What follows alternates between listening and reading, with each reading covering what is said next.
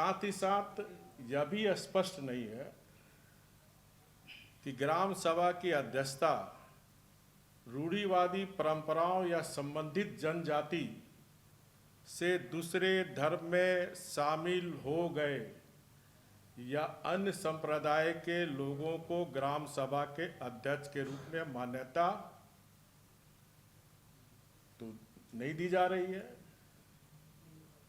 ये राज्य की जनता ये जानना चाहती है। साथ ही साथ अभी तो ड्राफ्ट आया नहीं है, लेकिन जिस तरह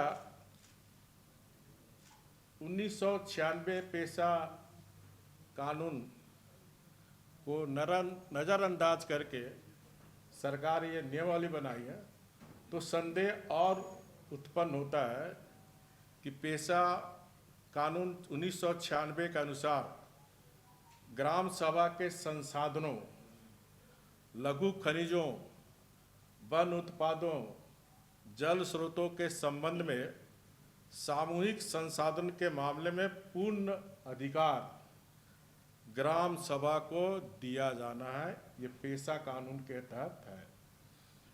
अब देखना है इस ड्राफ्ट में कि लघु खनिजों, बालू घाटों एवं जल स्रोतों इत्यादि के संबंध में ग्राम सभा को वास्तव में कोई अधिकार दिया गया है कि नहीं, या फिर सरकार का पूर्ण नियंत्रण है, या पूर्व की भांति सरकार चलाती रहेगी।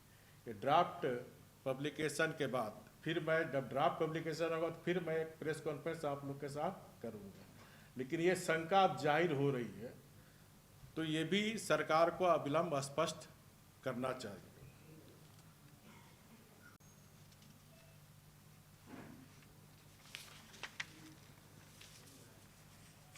जहाँ तक मैं मानता हूँ कि राज्य सरकार के द्वारा कैबिनेट स्तर से नियमावली बनाकर वास्तव में राज्य सरकार जनजाति जनसंख्या को लॉलीपॉप दिखाने अथवा उसकी आंखों में धूल झोंकने का प्रयास किया जा रहा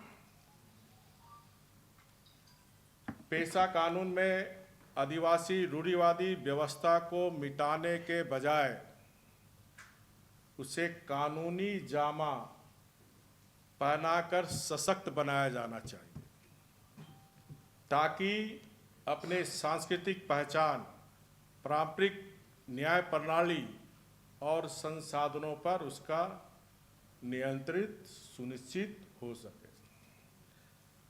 एक बात हम सबको स्पष्ट रहनी चाहिए, पेशा कानून क्यों जरूरत पड़ी।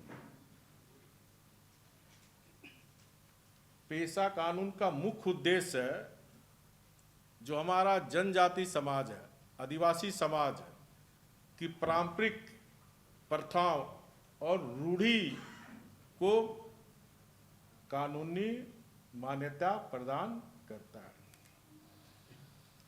हमें लगता है, जो शंका है,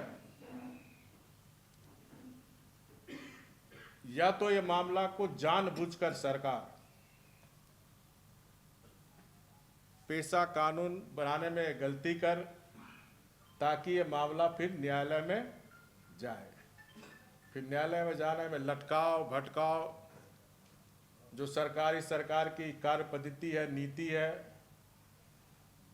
हम लोग ने जेपीसी में भी देखा, नियमावली गलत बनाओ, फिर मामला कोर्ट में गया, लटकाव भटकाव।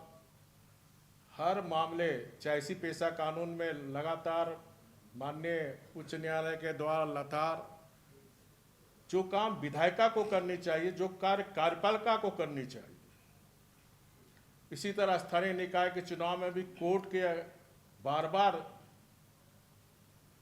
आदेश के बाद आज थोड़ी सुगबुगाहट स्थानीय निकाय की चुनाव भी हुई। जहाँ तक मैं दूसरे राज्य का भी थोड़ा अध्ययन किया, ये जो मैं बात बोला पेशा कानून का, सारा कानून इस पे लिखा हुआ।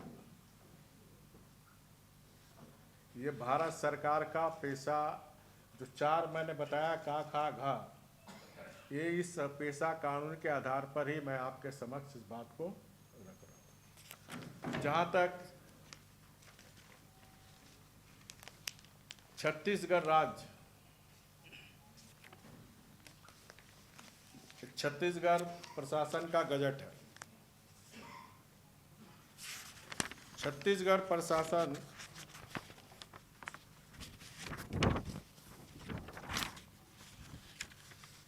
ग्राम सभा की संरचना की आंखों में धूल झोंकने का काम ये सरकार कर रही है। अविलंब गजट के माध्यम से राज्य सरकार से मांग करता हूं कि अविलंब पेशा नियमावली कानून को गजट के माध्यम से सार्वजनिक करे, ताकि क्योंकि ये फिर विधानसभा भी जाएगा। क्योंकि कानून तभी बनेगा जब कैबिनेट पास करने के बाद फिर विधानसभा पास करेंगे तो फिर महामहिम राज्यपाल के पास जाएगा।